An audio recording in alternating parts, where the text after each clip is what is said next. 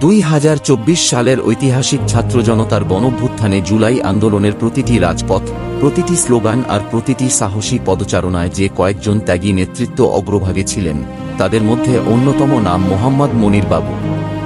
সফিপুর থেকে Chandra, Kaliakair C office পর্যন্ত ছাত্রদের ঐক্যবদ্ধ করে আন্দোলনকে সফল করার লক্ষ্যে শেষ মুহূর্ত পর্যন্ত রাজপথে সক্রিয় ভূমিকা পালন করেছেন তিনি।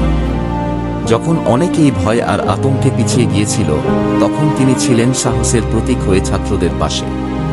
আন্দোলনের প্রতিটি কর্মসূচিতে তার উপস্থিতি, নেতৃত্ব আর দৃঢ় অবস্থান সাধারণ ছাত্রদের মাঝে নতুন উদ্দীপনা সৃষ্টি করেছে।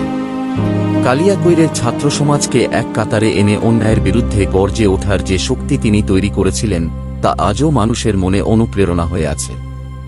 দুঃসময়ের সাহসী কণ্ঠস্বর, রাজপথের পরীক্ষিত সৈনিক এবং ছাত্র অধিকার আদায়ের এক আপসহীন যোদ্ধা, মোহাম্মদ মনির বাবু শুধুমাত্র একটি নাম নয়, তিনি সংগ্রাম ও নেতৃত্বের এক জীবন্ত প্রতিচ্ছবি।